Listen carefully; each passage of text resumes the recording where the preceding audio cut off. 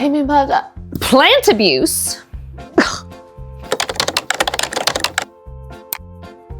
This plant is actually abusing the wall. All right, my infamous Philodendron Splendid that, yes, has gotten so tall that I have taped it to the wall because it outgrew its moss pole years ago. Every so often, the tape doesn't hold and it falls and crashes to the ground. That is where damage like this occurs. Poor plant. But to be clear, the wall is the reason why actually this Philodendron Splendid has grown like this, with the leaves getting bigger and bigger with each new leaf. So let me educate you, girl with pets and plants. Philodendron Splendid are actually natural climbers. So out in the wild in their natural habitat, they'll cling onto trees or anything that can find, and they'll grow up alongside it. And then the aerial roots will attach to whatever it's growing on, and those roots become essentially soil roots. They will help support and feed the plant and give it nutrients. Which is why when you give climbing plants moss poles like this Philodendron burl marks, they thrive and their leaves just keep getting bigger and bigger. Like this one I stuck on a moss pole, and I feel like within a week, the roots already attached to the moss. And normally I would just keep extending the moss pole, like this one has already been extended twice, but I feel like this is a little bit unmanageable. And what's even crazier is that it's still in the same like 4-inch pot when I first got this as a single leaf baby. So I'm gonna chop it. Okay, what I could have done though is I could have air rooted these nodes before chopping. And what that means is I could have gotten just some moss and wrapped it around each of these nodes and let the aerial roots already grow in before I chop it, so that it's already a rooted cutting. But if I do all that, it's just gonna be even more top heavy with just like balls of moss. So I'm just gonna chop it and root them in moss. Eee! I need like a stool, whatever. Okay, hold on. First cut, here goes nothing. And let me free this from the wall now. P.S. When propagating plants, always make sure the plants are freshly watered. You don't want to cut a dehydrated plant because that decreases its chance of survival if you cut off its root system and it's not even watered. Ah! I can't believe I finally did it. It's almost as tall as me. Okay, I'm gonna chop this into multiple plants now. Basically, I have 1, 2, 3, 4, 5, 6, 7, 8, 9 plants out of this one stalk. I don't need 9 philodendron. Again, that's a problem for future me. This is where the roots will grow out of. So I can just cut here and then put this part in moss, and that'll grow new roots. And then the new growth point will come from here and shoot out a new leaf. Let's experiment with the 2-leaf cutting for this one. So a new leaf will grow from there. I feel so bad for this new leaf because the plant totally fell on the ground here. Here's the newest leaf already growing. Look at what a pretty leaf this is though. 8 plants here. And not to forget that this part still exists, but these older leaves are just not looking too great, so I might just chop this up too later. But these are the priority. I need to get these in moss. I normally have like a freak bag of pre-moistened moss ready to go, but I ran out, so I'm gonna have to re-moisten. That all sounds weird. I'm gonna add water to this. I'm gonna do this in my tub because I think it'll be easier. Ugh, I hate touching moss, seriously. I remember a year ago I mentioned in one of my videos that we don't use that tub, and then people got mad. They were like, "Ooh, must be nice to be so rich to not use a tub." I don't use that tub because I have like 1,000 bathtubs to choose from. It's literally because we live in a drought state and I feel like baths use up way too much water. So I'm trying to conserve for our planet. Ugh, I really don't want to touch this. I'm going to wrap each node in moss and wrap that in plastic wrap so that it kind of holds in the moisture, and that way I don't need to constantly keep making sure this moss is moist and it won't dry out. And this is actually how I shipped off the last Philodendron Splendid that I had, that I chopped up into a billion bits, and I auctioned those off on a live stream. I was able to easily package everything up because the roots were already nicely wrapped up in moss. Speaking of live streams and auctions, I want to take a moment to thank Palm Street for sponsoring this video today. Palm Street is a live shopping platform where you can shop for plants, home decor, pottery, and and more, all through an interactive live show. I personally go live every month or so to do some fun giveaways and even auction off some of my own personal collection. And one of my favorite sellers on Palm Street is We Are Plant Lovers, because take a look at the Hoyas that I've gotten from Hannah. It's a Hoya Hindu rope. It's variegated, and people ask me all the time how long it took me to grow it like this, but I got this plant already mature from her. And this one is a Hoya linearis. I grew it about 2 feet since I got it from her. And my Hoya obovata. She's huge, so definitely check out We Are Plant Lovers on this app for her next live stream. And they have a new home decor section, so the weather grain interior sent me something to unbox. I'm excited to see what it is. Personal touch is always nice. Love this touch. These are so pretty, and I love these sage green candles. And knowing me, I'm totally gonna use this vintage crystal jar for propagations. The weather grain Chef's Kiss. So definitely check out the link in my description to download the Palm Street app so you can find these amazing sellers, and hopefully you can catch my next live stream. All right, so you don't want the moss dripping wet. You want it to just be moist. So if there's excess moisture, just squeeze that out. I hate this part. And then lay it down like a bed up there, make a sandwich. Super simple. And so it stays upright. I'm just gonna put it in a cup like this.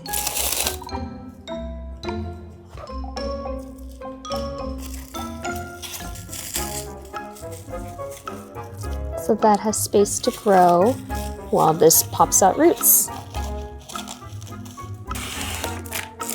And for the last Splendid that I did auction off, people still send me updates, and I love that because one girl, when she sends me updates, her plant looks nicer than this original mother plant. And that makes me so happy that it's thriving under other people's care. Oh, I seriously hate moss. Wrap this one up. And essentially I could have done exactly this on the plant while it was still attached and not cut, and it would have grown roots. And when I snip it, then it would already been a rooted cutting that I can pot into soil. But I don't have the patience for that. Oh, why? What is this? What is in moss? 1, 2, 3, 4, 5 more to go. I'm going at a really good pace right now. I'm so happy. And again, you don't need the plastic wrap. I could have just stuffed this with moss and just potted in here, but this will make the moss stay moist for a lot longer.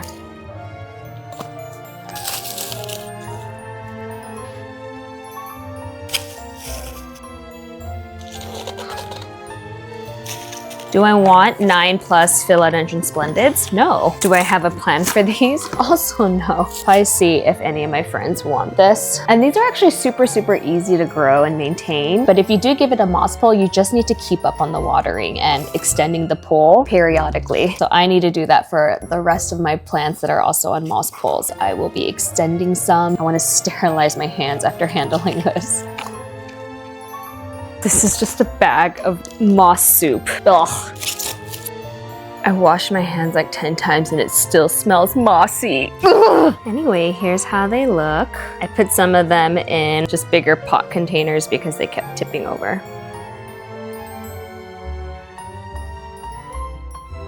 Love these leaves so much. So we'll check back in a little bit and see how they root. I've been gone for 4 days. I was on a trip and came back late last night, and I'm checking on these for the first time this morning, and here's what they look like. Some leaves are more floppy than others, which is totally to be expected because there's no roots, so it's hard for the plant to sustain large leaves like this without any roots. And I might even lose the leaves completely, which again is totally fine because the important thing is not the leaf right now. The important thing is the node where that new growth point is going to come from and how well it's growing roots. I'm going to check on this because with the exception of the top cut, all of these other cuts are completely starting over. So those new leaves are not going to be this size. They're starting over from scratch as brand new baby leaves. The moss is still completely moist. No sign of new roots yet, but again, it's only been 4 days. Everything is still looking good and healthy. Nothing is rotting. And just be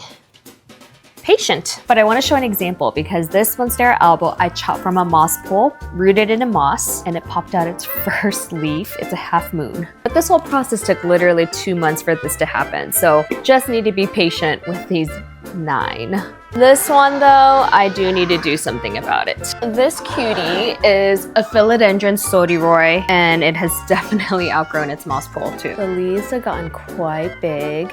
They're kind of silvery. And while it's attached to the moss pole down here, all of these nodes aren't, and it's since outgrown it. So I'm going to extend the moss pole. I've also never repotted this in like the year or 2 that I've had it. So I'm gonna move it into a slightly bigger pot. Let's see what we've got going on under here. This thing dries up. Why are there 2 pots? That is so weird. And see, it's definitely root bound. I couldn't tell under the second pot that there were roots growing out from the bottom. There is not much soil going on in here. Oh gosh, I need a bigger pot. For once, I would like the first pot I get to be the one that fits. This looks much better. Plant food on the roots, which also contain root crack. A nice aeroid soil mix that is chunky. Let's sprinkle this on the roots. Look how little soil there is in this plant. How is it surviving? Is it weird to call soil pretty because this is so pretty?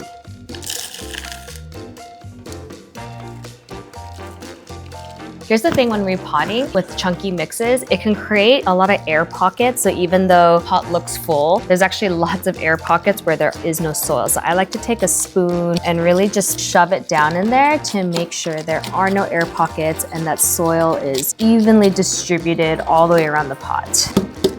And you always end up needing more soil than you think. Okay, it is nice and sturdy in there. Now I need to make a new moss pole. I love having this coffee table, by the way, because if you remember all my videos, I used to just be potting on the floor.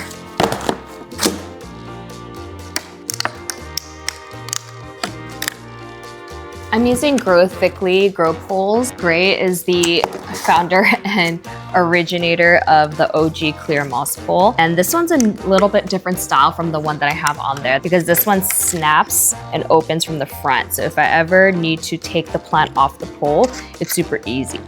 And all I need to do is just snap this one into the old one. And then I just stuff this with some new moss. And this is the original version of the moss pole with these like rectangular holes. The new version has much bigger round holes.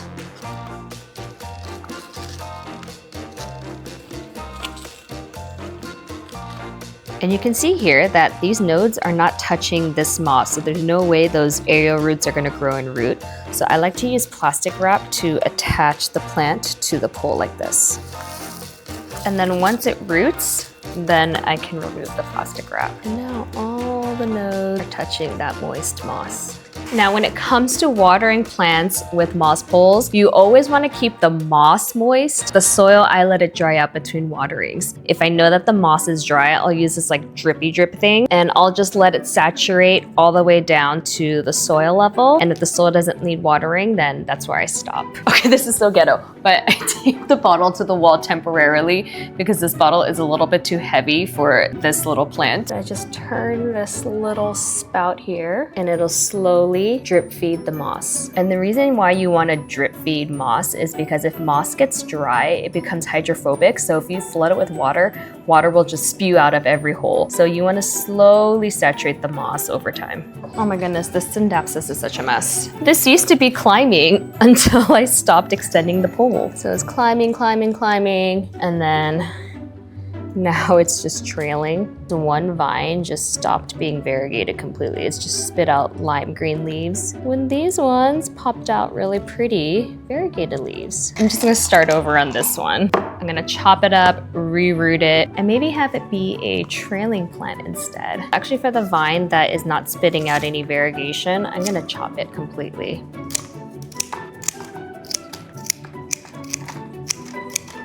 Since I have moss, I could technically just like root this on a moss pole, but I don't know, I kind of want to have these as trailing plants. I'm just going to use a to-go container and root all of these in moss, and then once they root, I'll pot them up. So just lay a bed of moss down, lay the nodes down on here.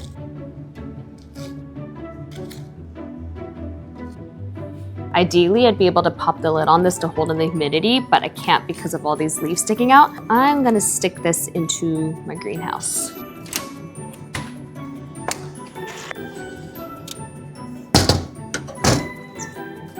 like my corm factory. I showed this in my last video, and I planted like 20 corms. They're all popping little leaves, variegated, mind you, and roots. My last moss pole project. This Albo doesn't need a moss pole to feed its aerial roots, because clearly the roots do just fine without anything. But I do want to extend the moss pole just because I need it to help it grow straight and in an orderly fashion. These roots inside are so crazy though. Like, look at this. This one is medium size. Because I'm using this only as a stake, basically a support system, I'm not actually gonna stuff it with moss. I think I'm gonna stuff it with like orchid bark or something. Note to self, do not procrastinate on this task because it makes it so much harder. I need to trim some of these roots, properly attach it to this pole. Pour some orchid bark into it to give it some weight and stability. Oh my gosh, this is causing a mess. And there you have it. That was messy. But now this entire section has something to lean against and support it as it's growing. It's so pretty. Oh, this is done watering. It bothers me that it doesn't perfectly fit in this pot anymore, but not enough to care. And that's a wrap. That's basically every plant of mine on a moss pole that either need to be chopped and propagated or extended. I'll definitely need to do an update on how the babies of this one do and what will become of my 9 new grandchildren. So stay tuned for that.